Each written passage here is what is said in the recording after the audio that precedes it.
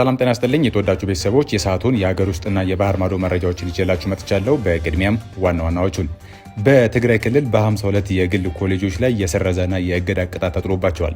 እነዚህ የሰረዛና የእገዳ ቅጣት የተጣለባቸው ኮሌጆች የትኞቹ ናቸው? ለምንስ ይሄ እርምጃ ተወሰደባቸው? የሚለውን ጉዳይ ጥንክራችን በዝርዝር ይመለከተዋል። የኢጋድ ሊቀመንበር ዶክተር ወርቅነህ ገበየሁ በጅቡቲ አስቸኳይ ስብሰባ ጠርተዋል።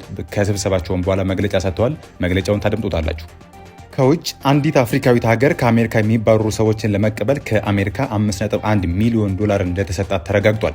ይቺ ሀገር ማነች? እስካሁን ድረስ ምን ያህል ዜጎችስ ተቀበለች? የሚለውን ጉዳይ ሌላኛው በጥንክራችን የተካተተ ጉዳይ ነው።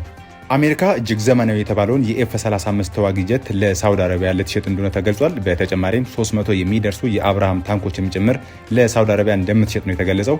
ታዲያ ይሄ ጉዳይ የአሜሪካ የደህንነት ተቋማትንና እስራኤልን ከፍተኛ ውጥረት ውስጥ ከቷቸዋል። መረጃዎቹን በዝርዝር ላስደምጣችሁ፣ ተከታተሉኝ። በትግራይ ክልል በ52 የግል ኮሌጆች ላይ የሰረዛና የእግድ ቅጣት ተላልፎባቸዋል። 43 ኮሌጆች ሙሉ በሙሉ እንዲሰረዙ ሲወሰን 9 ኮሌጆች የተጠየቁትን እስከሚያሟሉ የእግድ ቅጣት ተላልፎባቸዋል። የትግራይ የቴክኒክ ሙያና የስራ ፈጠራ ቢሮ በግል ኮሌጆች ላይ የሰረዛና የእግድ ቅጣት መጣሉን ይህም ባለፉት 2 ዓመታት በትምህርት ባለሙያዎች የተደረገ ጥናት መሰረት አድርጎ መሆኑንም ጭምር ገልጿል። ከመንግስት ፈቃድ የተሰጣቸው ኮሌጆች ከትግራይ ጦርነት በኋላ የሚገኙበትን ሁኔታ ለማወቅ ተከታታይ ጥናትና ድጋፍ ማድረጉንም ጭምር አስታውቋል። የሰረዛ ቅጣት የተሰጣቸው 43 ኮሌጆች የተማሪዎቻቸውን መረጃ በተገቢው መንገድ እንዲሰጡም ጭምር አሳስቧል። የእግድ ቅጣት የተጣለባቸው 9 ኮሌጆች ደግሞ ሊያሟሉት የተጠየቁትን አሟልተው ሲገኙ እግዳቸው ይነሳላቸዋል ተብሏል። ሰረዛውና እገዳው በማህበራዊ ትስስር ገጽ በተሰራጨው ደብዳቤ መስማታቸው እንዳበሳጫቸው ለቲግቫ ኢትዮጵያ መቀለ አስተያየት የሰጡት የግል ኮሌጅ ማህበር አመራሮች የኮሌጆቻችንና የተማሪዎቻችን ክብር የሚነካ ተግባር ነው የፈጸሙትም ጭምር ብለዋል። ኮሌጆቹ በትግራይ ደም አፋሳሽ ጦርነት ከፍተኛ ውድመት እንደደረሰባቸው የክልሉ የሚመለከተው አካልና የኢፌዴሪ የትምህርት ሚኒስቴር ያውቃሉ። በእንደዚህ ሁኔታ ያለፈ የትምህርት ተቋምን መደገፍ እንጂ ማገድና መሰረዝ አይገባም ሲሉም ጭምር ገልጸዋል። እነዚህ እገዳ የተጣለባቸውና የተሰረዙ 52 የሚደርሱ ኮሌጆችን በስም ዝርዝር እዚሁ ፎቶ ላይ እናያይዝላችኋለን፣ መመልከት ትችላላችሁ። የምስራቅ አፍሪካ የልማት በይነ መንግስታት ባለስልጣን ማለትም የኢጋድ ዋና ጸሐፊ ዶክተር ወርቅነህ ገበየሁ በጅቡቲ አስቸኳይ ስብሰባ ጠርተዋል። ስብሰባውንም የጠሩት በሱዳን ያለው የጸጥታና የሰብአዊ ሁኔታ በፍጥነት እየተባባሰ በመምጣቱ በዚህ ጉዳይ ላይ ለመወያየት ነበረ። ዋና ጸሐፊው ዛሬ ህዳር 10 ቀን 2018 በድርጅቱ ዋና መስሪያ ቤት ጅቡቲ ከተማ ወሳኝ ስብሰባ መካሄዱን ገልጸዋል። በዚህ ስብሰባ ላይ በሱዳን ጉዳይ ላይ እንዲሰሩ የተመደቡ ልዩ ልዑካን፣ የባለብዙ ወገን ድርጅቶች እንዲሁም ቁልፍ ቀጠናዊና ዓለም አቀፋዊ አጋሮችም ጭምር ተገኝተዋል። የስብሰባው ዋነኛ አጀንዳ በሱዳን ያለው አጠቃላይ ሁኔታ መገምገምና በተለይም በሰሜን ዳርፉር ዋና ከተማ በአልፋሽር እየታየ ያለው አስደንጋጭ መባባስ ነበር።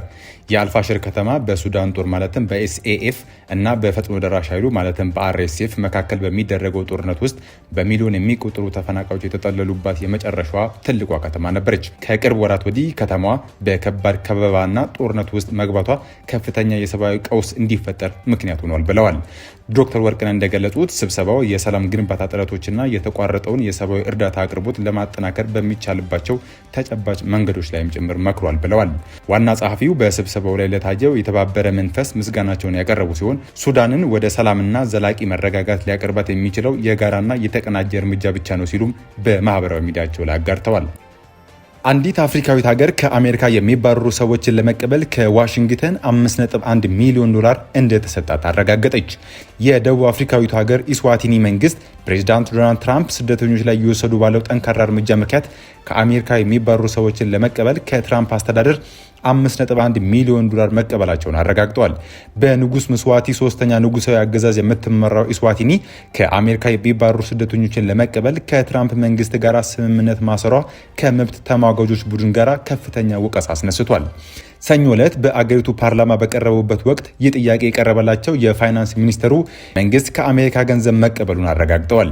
ከአሜሪካ ለሚባረሩ እንደሆነ የተነገረን ከጠየቅን በኋላ ነው ሲሉ የሚመሩት ሚኒስቴር መስሪያ ቤት ስለ ሂደቱ መረጃ እንዳልነበረው መናገራቸው የፈረንሳይ የዜና ወኪል ኤኤፍፒ ዘግቧል። መስከረም ላይ የሰብአዊ መብት ተሟጋች ሁማን ራይትስ ዎች የስምምነቱ ቅጂ መመልከቱን አስታውቆ ነበር።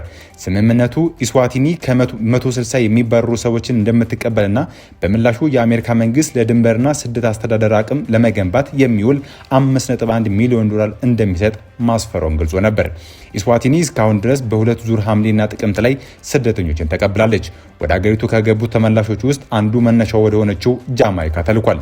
የኢስዋቲኒ መንግስት ተወካይ ቃል አቀባይ ታቢሌ ምድሉሊ ሌሎች ሰዎችንም ወደ መነሻ ሀገራቸው ለመመለስ ግንኙነት በሂደት ላይ መሆናቸውን ጭምር ለቢቢሲ ተናግረዋል። አሜሪካ እጅግ ዘመናዊውን ኤፍ-35 ተዋጊ ጀትና እንዲሁም በተጨማሪ 300 የሚደርሱ የአብራም ታንኮችን ለሳውዲ አረቢያ ለመሸጥ ተስማምታለች። የአሜሪካው ፕሬዝዳንት ዶናልድ ትራምፕ የሳውዲ ልዑል መሐመድ ቢን ሰልማንን በዋይት ሀውስ በታላቅ ወታደራዊ ክብርና ደማቅ ስነስርዓት ተቀብሏቸዋል። አቀባበሉ የኤፍ-35ና የኤፍ-16 ተዋጊ ጀቶች የበረራ ትርኢት፣ የመድፍ ተኩስ፣ ፈረሰኞችና ቀይ ምንጣፍን ያካተተ ነበር። ፕሬዚዳንት ትራምፕ የሁለቱ ሀገራት ግንኙነት ከምን ጊዜውም በተሻለ ጠንካራ ደረጃ ላይ ይገኛልም ሲሉ አወድሰዋል።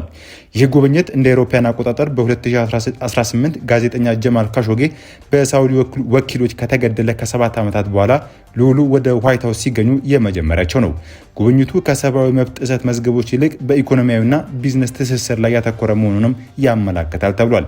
በኦቫል ኦፊስ በተደረገው ውይይት ፕሬዚዳንት ትራምፕ አሜሪካ የኤፍ-35 ተዋጊ ጀቶችን ለሳውዲ እንደምትሸጥም ጭምር አረጋግጠዋል።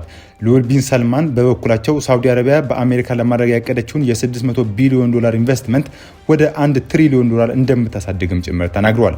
በጉብኝቱ በሰው ሰራሽ እውቀት ማለትም በኤአይ በሲቪል ኒውክሌር ኃይልና በመከላከያ ሽያጭ ላይ ስምምነቶች ይፈራረማሉ ተብሎ ይጠበቃል።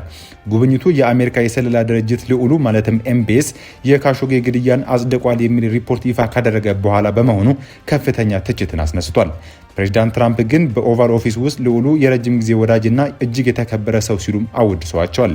በሰብአዊ መብቶችና በሌሎች ጉዳዮች ላይ የሰሩት ስራ አስደናቂ ነው ያሉት ትራምፕ ስለ ግድያው ጥያቄ ያነሱት ጋዜጠኞችንም ጭምር ወቅሰዋል። ልዑል ቢን ሰልማን ስለ ካሾጌ ግድያ ተጠይቀው ማንም ሰው ያለምንም እውነተኛ ኢላማ ህይወቱን ማጣት መስማት በጣም ያማለም ሲሉ ጭምር ምላሽ ሰጥተዋል። የፕሬዝዳንት ትራምፕ ቤተሰብ ከሳውዲ አረቢያ ጋር ያለውን የንግድ ትስስርም የጥቅም ግጭት ስጋቶችን አስነስቷል። የትራምፕ ድርጅት ማለትም ትራምፕ ኦርጋናይዜሽን በሳውዲ ሪያድ እና ጅዳ ከተሞች የንግድ ህንፃዎችን ለመገንባት ማቀዱ ታውቋል።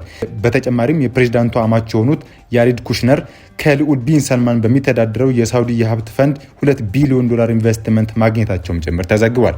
ፕሬዚዳንት ትራምፕ ግን ከቤተሰብ ንግድ ጋር ምንም ግንኙነት የለኝም ሲሉም ጭምር አስተባብለዋል። የሰብአዊ መብቶች ተሟጋቾች ድርጅቶች በበኩላቸው ትራምፕ የሰብአዊ መብት ጥሰቶች ችላ ብለው በቢዝነስ ላይ ብቻ ማተኮራቸውን ተችተዋል። በዓለም ዘመናዊ የጦር መሳሪያ የሆነውን የኤፍ-35 የጦር ጀት መሸጥን በተመለከተ የአሜሪካ የደህንነት ተቋማት ጥያቄ አንስተዋል። ለሳውዲ የሚሸጥ እንደሆነና ሳውዲ ቴክኖሎጂውን ለቻይና ልታጋራ እንደምትችል ስጋታቸውን ገልጸዋል። ሳውዲና ቻይና የደህንነት መረጃ ለመለዋወጥ ስምምነት ተፈራርመዋል። እስራኤልም የመሳሪያ ሽያጩ የደህንነት ስጋት ሊሆንባት እንደሚችል አስታውቃለች። እስራኤል በመካከለኛው ምስራቅ ዋነኛ የአሜሪካ አጋር ከመሆኗ ባሻገር በቀጠናው ብቸኛው የኤፍ-35 ጀት ባለቤትም ናት። የጦር መሳሪያ አምራቹ ሎኪድ ማርቲን መረጃ እንደሚጠቁመው አንድ የኤፍ-35 የጦር ጀት $82.5 ሚሊዮን ገደማ ያወጣል። ዶናልድ ትራምፕና መሐመድ ቢን ሰልማን ሲገናኙ ሳውዲ አብርሃም አኮርድስን እንድትፈርም ጫና እንደሚደረግም ይጠበቃል። ይህም የሳውዲና የእስራኤል ግንኙነት ጤናማ የሚያደርግ ይሆናል። ሳውዲ ይህንን ስምምነት ለመፈረም እንደ ቅድመ ሁኔታ የምታስቀምጠው የፍልስጤም ሀገርነት ጉዳይ ሲሆን እስራኤል ይህን አትቀበልም። የሰዓቱ የሀገር ውስጥና ዓለም አቀፍ መረጃዎችን ይህን ይመስሉ ነበር። በሌላ ጉዳይ እስክንገናኝ መልካም ጊዜ